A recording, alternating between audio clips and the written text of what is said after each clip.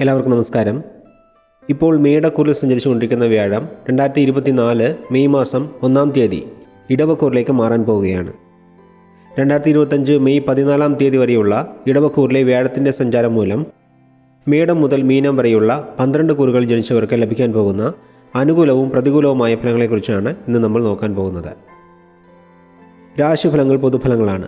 ജാതകരീതി നടക്കുന്ന ദശാപഹാര ഫലങ്ങൾക്കനുസരിച്ച് ഇതിൽ മാറ്റങ്ങൾ ഉണ്ടാകും എന്നുള്ള കാര്യത്തെ ഒരിക്കൽ കൂടി ഓർമ്മിപ്പിച്ചുകൊള്ളുന്നു. ശരി, എന്നാൽ നമുക്കിനി വ്യാഴമാൻ്റെ ഫലങ്ങളിലേക്ക് കടക്കാം.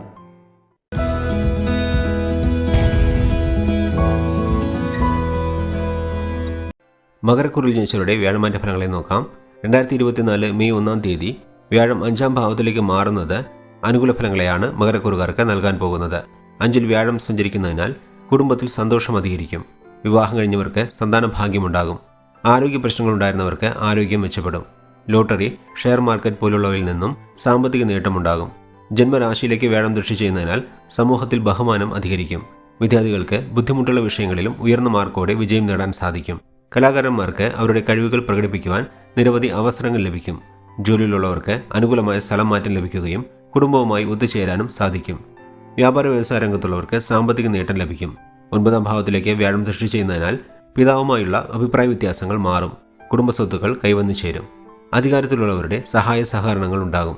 കുടുംബത്തോടുകൂടി ദൂരദേശ യാത്രകൾ പോകാൻ സാധിക്കും. വിവാഹ ജീവിതത്തിൽ പ്രശ്നങ്ങൾ വന്ന് ബന്ധം വേർപെടുത്തേണ്ടി വന്നവർക്ക് പുനർവിവാഹമുണ്ടാകും.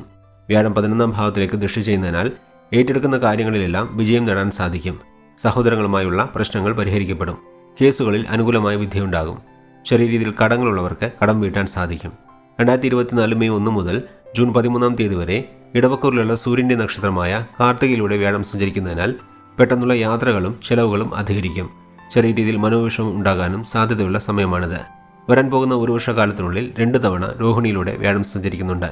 അതിൽ ജൂൺ 13 മുതൽ ഓഗസ്റ്റ് 20 വരെ നേർഗതിയിലും പിന്നീട് നവംബർ അവസാനം മുതൽ 2025 ഏപ്രിൽ വരെ വക്രഗതിയിലുമാണ് വ്യാഴം സഞ്ചരിക്കുന്നത്. ഈ കാലയളവിൽ സ്വാധീനം വർദ്ധിക്കും. ബന്ധുക്കളുമായി ഉണ്ടായിരുന്ന പ്രശ്നങ്ങൾ പരിഹരിക്കപ്പെടും. വ്യാപാര വ്യവസായ രംഗത്തുള്ളവർക്ക് ലാഭം അധികരിക്കും. 2024 ഓഗസ്റ്റ് 20 മുതൽ നവംബർ 28 വരെ ചൊവ്വയുടെ നക്ഷത്രമായ മകരത്തിലൂടെ വ്യാഴം സഞ്ചരിക്കുന്നതിനാൽ വീട് വാഹന യോഗമുണ്ടാകും.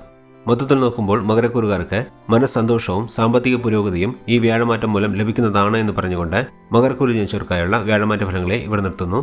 അടുത്ത വീഡിയോയിൽ കുംഭക്കൂറ് ജനിച്ചവരുടെ ഫലങ്ങളെ നോക്കാം. അതുവരെ എല്ലാവർക്കും നന്ദി, നമസ്കാരം.